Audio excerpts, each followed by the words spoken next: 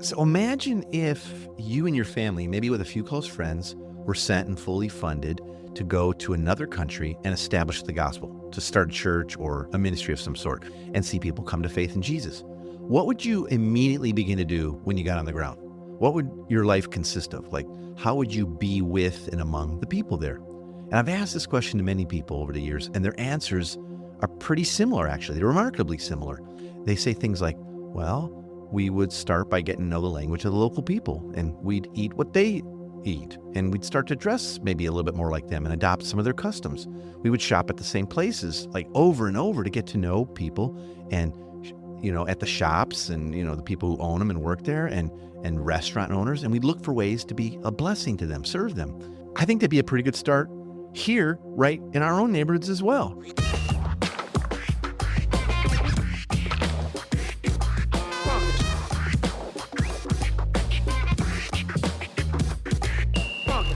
Welcome to the Everyday Disciple Podcast, where you'll learn how to live with greater intentionality and an integrated faith that naturally fits into every area of life. In other words, discipleship as a lifestyle. This is the stuff your parents, pastors, and seminary professors probably forgot to tell you.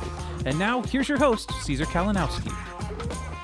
Hey Heath, what's going on, my friend? Hey, we're doing a new location for this week's podcast. You're actually at my house tonight. We're under the beautiful Turkish lamp that I got. I'm going to put a picture of that on Facebook because it's stunning. Why don't you throw it on Instagram with the other 400 fall color photos you've been posting lately? I was driving today and I was like, man, the oranges and the reds and the yellows and it's stunning. I follow you on Instagram, and it's like nature show, bro. You are I should have a TV show. Like you posted something kind of pithy and theologically minded or something. I don't know. Anyway. All right, before we jump in, you've got something coming up here. Yeah, I haven't done this in a while, but I'm going to be doing it again here. I want to let folks know if they want to get in on some free training, an online workshop I'm doing on gospel fluency. We talk a lot about it. And this thing doesn't really matter what it's called, but it's called the gospel in everyday life.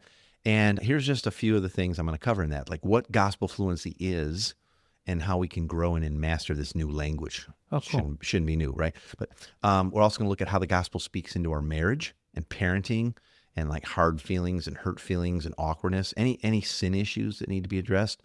We're going to talk about how what you do, in other words, your actions in life, don't equal who you are or your value.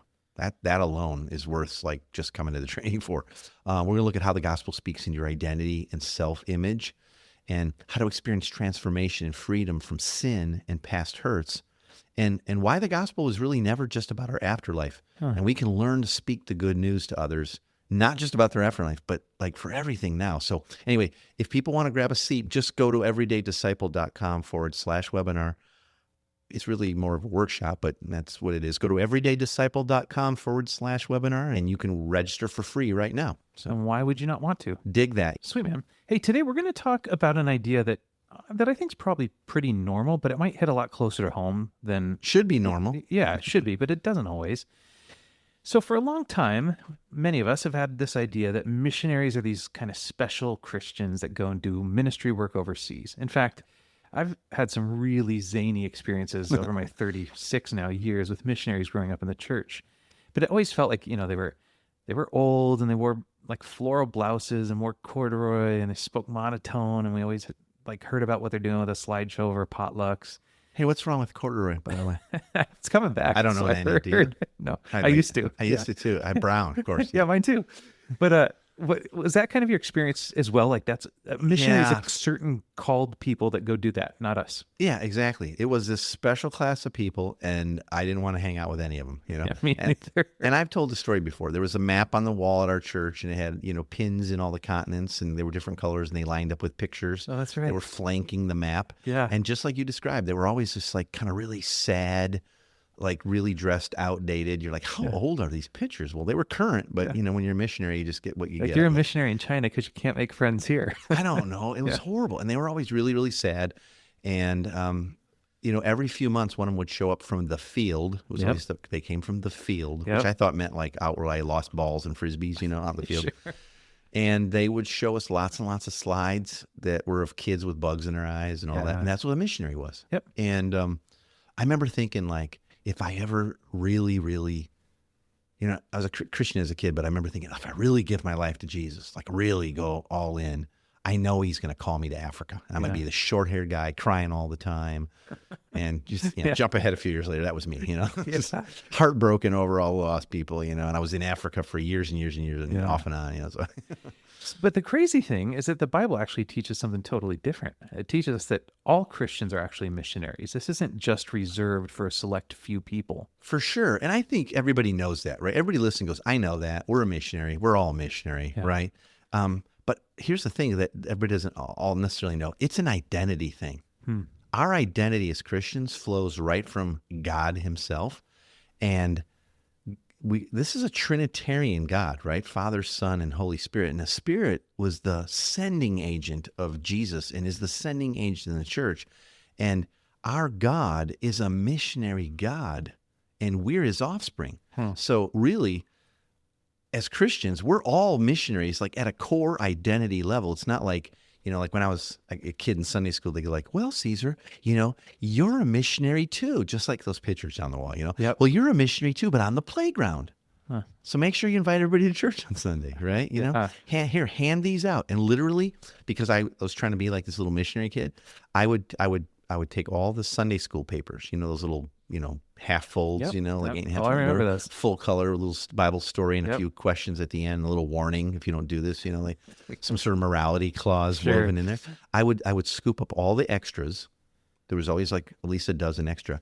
And I would go up and down the blocks in my neighborhood. I would knock on doors and I'd go, hi, I just thought maybe, if you didn't make it to church today, you'd like this. Oh. And I'd hand them out. No way. Yeah, because I was the little neighborhood missionary, right? Wow, yeah. But but you know what I mean? Like, so I kind of had this cursory understanding of it. No one ever said, no, wait a minute. If you're a Christian and you believe your Trinitarian identity, your identity flows from Father, Son, and Spirit, that you're a missionary. We have a missionary God. We're created in his image and his offspring. So yeah, we're all missionaries. If you're a Christian, that's who you are. Yeah. And what's crazy is that it doesn't seem like this is a new concept.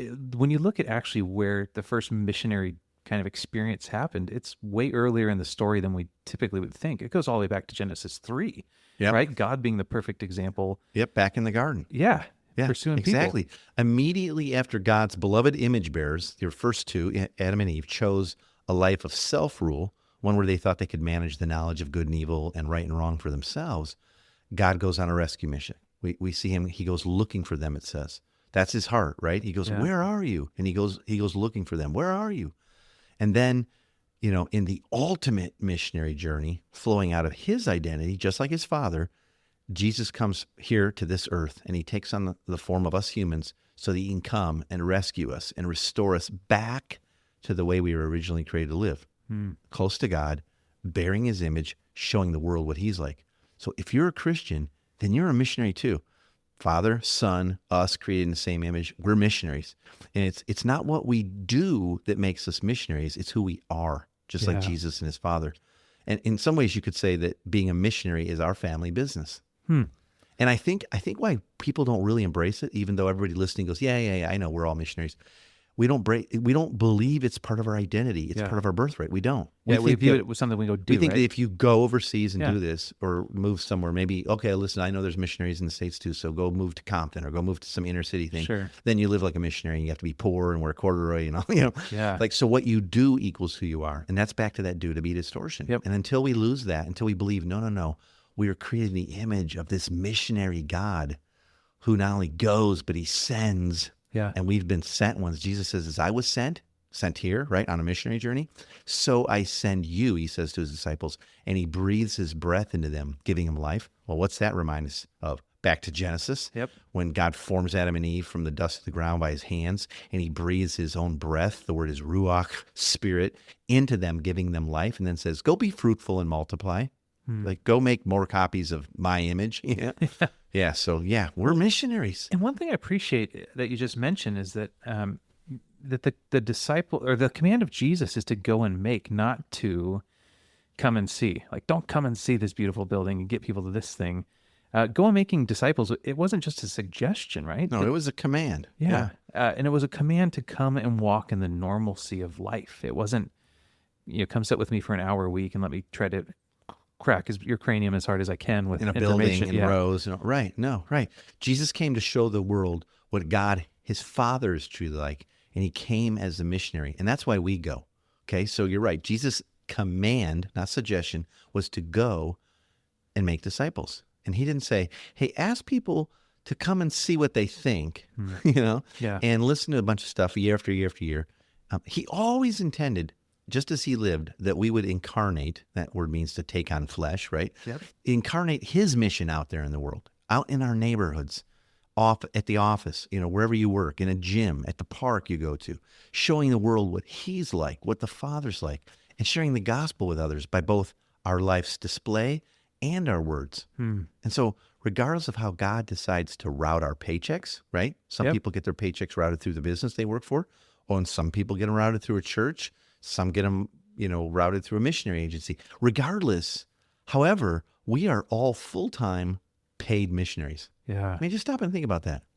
Some people think honor. like, well, I'm not a full-time missionary. I don't work for YWAM or whatever, or this church. Wait a minute. Your identity is that of a missionary. And if you slept sheltered last night and ate some food in the last 24 hours, you've got clothing you own, then God's kept his end of the bargain. He's met your needs. Yeah. Right? And we had a lot of wants, but he's met our needs.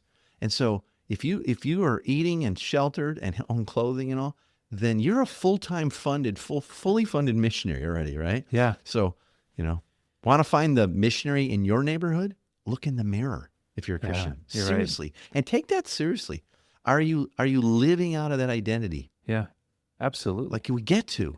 Well, Or are we blowing that off thinking, well, I don't know, maybe there'll be another, yeah. right? Are you the one, or should we wait for another, Well, and I'm wondering too, like for people who are listening that are going like, I have not thought about it like this, or feeling convicted by what you're saying, that want to start living like missionaries, living in their true identity as Christians right where they are. How would you recommend they get started in this? Well, first, listen to lots more Life School podcasts. Got I mean, lot really, of that's all we episodes. talk about, right? I mean, Yeah. really, we today we're talking about like particularly the identity of missionaries, but that, I mean, this is really what it's all about, is living out of identity. Yeah. But maybe this will help. Okay, imagine, if you will, imagine if you and your family, maybe along with a few close friends, were sent and fully funded to go to another country and establish the gospel, to start a church or a ministry where you'd see people come to faith in Jesus. What would you immediately begin to do when you got on the ground? Remember, you're going for this reason. You're fully funded. You're all there. You sold your stuff, or you packed it up and it came with you, whatever. You and your family, maybe a few friends, you're there. What would you immediately begin to do? What would your life consist of? What would your focus be? Yeah. How would you be with and among the people there? Would you just like do it sort of 9 to 5, or would you do it like 2 hours on Sunday and go like, well, we're here, but we're inviting everybody. We run into like this one thing. They don't understand this because they've never seen a church, but that's what we're doing. But the rest of the week, I got to live my life, man. I need margin. Margins are important, right? Boundaries. And I've asked this question to a lot of people, like people who don't even barely know what I'm talking about. I'll go like, hey, if you move to another country and you were going to try to start like a gospel work, see people come to faith, disciple people to maturity, what would you start doing? Yeah. What would you be about? And you know what? People say their answers are really similar. They're remarkably similar. In fact, they say stuff like, well, we'd start by getting to know the language of the local people. Yep. Now, you think, well, like if I'm a missionary in my neighborhood, I already know English. You know what I mean? There's a difference. Yeah. How do people communicate? What's funny to them? What are they about? What do they pay attention to? How do they What spend their shows time? they watch, Yep. all that, right? They say things like, well, we'd eat what and where the locals ate. Yeah. So instead of just holing up in our house, we'd want to eat what they ate and go where they eat, right? And we'd want to start to dress more like them and adopt some of their customs. When we first moved to the Pacific Northwest, I'm a lifetime Bears fan, I'm now a Seahawks fan because guess what? You rejoice with those who rejoice, and you mourn with those who mourn, right? So I had you take on the customs, right? Yeah. People say to me things like, well, I think when we got there, we would start to shop at the same places over and over to get to know those shop owners and restaurant owners. And we'd want to get to know the staff and tip well and look for ways to be a blessing to them and listen well so we could see if there's ways we could serve them and, get more involved in their lives and invite them into ours. We'd start to build relationships and friendships with people. Yep. That'd be key. And I think, you know what? That's a pretty good start right here where we live in our neighborhoods too. Yeah. What's funny is I had Wouldn't that be great? It'd be amazing. I mean, just think about if every Christian had that mindset because they believe their identity. Yeah. It'd be pretty different, you know? Well, it reminds me of a conversation I had recently with not recently, about a year ago with my ex-boss. And we were having this discussion over getting involved in the Pacific Northwest because his boss wasn't from here. And I said, well, this is what we do here. And that person said, well, I don't like that. I don't do that. And I'm like, well, stop being a terrible missionary. Like, if you moved here, you got to engage here. I mean, you have more tattoos than you get used some to. heavy boots and some flannels, grow a goatee. And I mean, that's drink just the women. IPAs. I mean, that's just for the women. Yeah, right. Drink some IPAs. You know. I have to be honest with you here, Heath, and to everybody listening. After living this way, like as a missionary, believing my identity and living, on the ground, trying to live like one with others in the community for close to 2 decades now, like a localized ministry, I don't think there's a huge difference between being a missionary here in America or, in the let's just say in Western culture, home, basically, wherever home is, compared to living this way in a foreign country. People are people. That's the thing I've come to learn as we've traveled all over the world and trained people in discipleship and spent, in some cases, quite a bit of time with people. We all have many of the same needs and fears, and the gospel speaks into all of them. Yep. I think the biggest, there are cultural differences, but the thing behind the thing in people's hearts, not that different. Yeah. It just isn't. The things that are important to people, not that different. But I think the biggest difference that I see and constantly feel is there's 2 things pulling at me. It's my past experience of just going to church instead of being the church. Yep. Okay. That kind of mucks things up for us. And my lack of faith that the gospel is truly good news for everyone and everything. I mean, please hear this if you're listening today. Yeah. I think those are the 2 biggest things keeping people from living as missionaries right now, wherever they're at. They still think it's about going to church instead of being the church. That's an identity thing. And they don't really think the gospel's that good of news. They're not that fluent to say like, oh, whatever's going on in your life, Jesus' life, death, and resurrection speaks into that and speaks into your identity, and God loves you. See, our tendency is to revert back to making everything about an event or a weekly meeting or a teaching time. It's as if we believe that if people were just to hear one more good sermon, oh my God, or they just did one more Bible study with us, that would be they the would flip. really get it. That would knock true. it apart. No, it's not. Because if that was truly the case, then why didn't Jesus just broadcast some good news really loudly from heaven, so everybody could, in a planet could hear it? He could have. Think about it. Yeah. If all we needed is one more solid sermon, Jesus would have delivered it long ago, really loud, global listening, And you know why he didn't? Here's why. Because the good news, the gospel, it's not a set of historical facts or a bunch of programs or meetings. The gospel is a person. The gospel's a person. Jesus is the gospel, and his Spirit now sends and empowers us as missionaries on this same incarnational gospel mission. We got to believe that. And isn't it amazing? And you're 2 decades plus at this right now. I'm probably a decade. I haven't counted recently, but it is such a fun journey too. When you actually are not trying to get people to building like wrestling a cow, and you actually can live in life. Or mark them. I got to get him to say this prayer. I got to get him to say this prayer. Yeah. No, but you just love them and you serve them and you hang out with them. Treat them like family from the get-go. It's the most fun and natural way of living out there. Oh, it is. It is the thrill. I tell people, this is the life you were created to live. Yeah. And if you let God and the gospel wash away all your fears and past sorry mislearnings from, weird church teachings that aren't even found in scripture anywhere. Yeah.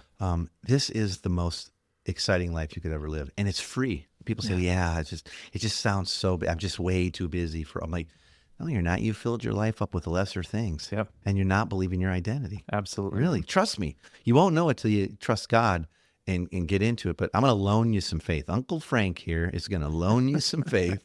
This is the thrill life. I mean, this is the thrill ride that we were created to live. It's amazing. Believe your identity as a missionary. You're the missionary in your neighborhood, so get after it. So if this is true, and each and every one of us are Christians or missionaries, called to our neighborhoods and our workplaces and everywhere pretty much there are people, what do you think would change if the church, if all Christians actually really not only believed this, but lived out of this true God-given identity as missionaries? Oh, man. What a great question. I can't even think. I mean, if every Christian believed their identity as a missionary and started just like seeking out who else is God waiting to bring to the table, which is everybody, and treated everybody like a family, we would see not only a reversal of how sort of the church has been marginalized by culture because we're just weird and we're separatists and we're kind of about bad news and we're not seen Yeah. as people who want to celebrate or party or hang out much. And unless everybody does everything on our terms in our building, all that stuff. Yeah. If all of a sudden we were like to take this command to go and make disciples, and we lived as missionaries, we would see such a wave of people going, I knew it. I knew it had to be better. Stepping into that, This is yeah. beautiful. God is not who I thought he was. I'm seeing in your life Yep. something very, very different. And you're saying that your life is his life and that we're an image bearer. In fact, I don't even know if I believe it, but you're telling me I was created in that same image. Man, I want to know more about that. I mean, Yeah. I don't even know how to begin, bro. I get Yeah. a little verklempt. I get a little choked up. If the church actually believed what God says is true of us and we lived as missionaries, oh, man. That'd be beautiful. We'd see the world start to change. And you know what? It's happening, and God is doing it. And I believe that God is faithful, and he's not a liar. And he says in Revelation, said that there's a day coming when every knee is going to bend and every tongue confess that Jesus is in fact Lord, and God himself is going to come back and dwell amongst us here, Yeah. physically, bodily, on earth. It'd be so cool. And there'll be no more tears and no more separation and fear and lies and murder and death and sickness and all of it. Well, we get to be a part of that restoration right now. Oh my gosh. beautiful. How can we shoot so low of a mark to like, well, the American dream, or the Norwegian dream or whatever, Yeah. European dream life where I need more of that, and I need a bigger one of those, and I need a fatter one of those and a faster one of those. And like, oh my gosh, shoot so much higher, shoot for eternity. Oh, Yep. we get to. Absolutely. Oh. Count me in, man. I know, brother. Hey, let's get to the big three, which are the big three takeaways, if nothing else, we want you to walk away with from this episode. And you get them as a printable PDF as a download by going to everydaydisciple.com/big three. Again, that's everydaydisciple.com/big three. Caesar, big three for this week. Okay, again, if nothing else, don't miss these. Real quick, sweet, simple. If you're a Christian, you're a missionary. Just let that sink in. You That are easy. one. Yep. What are you going to do with it, right? It is part of your identity and your birthright. Missionaries aren't a special subset of the church, and missions, quote unquote, is not something that only happens overseas. Yeah. There are opportunities to be a living representation of what God's like and a physical representation of the gospel all around us. Yeah. Do this together with other missionaries in your family, your church, and missional community, because you get to, all right? Believe it. Get to, Yeah. all right? Own it. Number 2, loving God and others with all our hearts and minds and strength fulfills the law and the Great Commission. Okay, what I mean by that is when we truly grasp how much God loves us Yep. and desires a relationship with us and everyone, others, then we'll want to go and invite others to walk with us as we walk with Jesus. That's what discipleship is. Walk with Yeah. us as we walk with Jesus. He's transforming us. Our lives are an extension of God's glory and love as we live as everyday missionaries right where he's placed us today. And once you truly see the good news for what it is, it's impossible to stay silent. I mean, everyone has to hear it. Oh, Yeah. please. Yeah. Number In 3. every area of life, right? Not Yeah. just good news about our afterlife. Yeah. Third thing is cross your yard and cross the fence and cross the street before you worry about crossing the globe. Oh, that's good. I was a missions pastor for years. We used to just, like tons of people, tons of money and go off and do, quote unquote, short-term mission trips. Mostly people who had never made a disciple in their life, never shared their faith, didn't live as a missionary locally. Like, get to know the names of at least 5 of your neighbors this week, Easy task. right? Like Yeah. most people don't. Yeah. But you get to. Invite one other person or couple over to join you for a simple meal. You're already eating 21 meals this week, Yeah. but invite someone over this week for a meal. Pray and ask God who he would have you bless with either your words or a small gift or an act of service this week. And then ask, what's next, Lord? And do that next week. So you are the missionary in your neighborhood. So get started believing and living this truth today. We get to. Yeah. Absolutely. We get to. It's so glorious. That's the challenge. 5 people's names and 1 person at least over for dinner this week. Yeah. Everyone can do that. And then look to bless somebody and ask God, well, okay, then what's next? Yeah. And by the way, too, I just want to remind you, if you want to grow in your gospel fluency so that in all these actions, the gospel is just flowing into everyday life, go to everydaydisciple.com/webinar and you can sign up. It's free and it's packed. It's a packed training. So yeah, please join me for that. Awesome.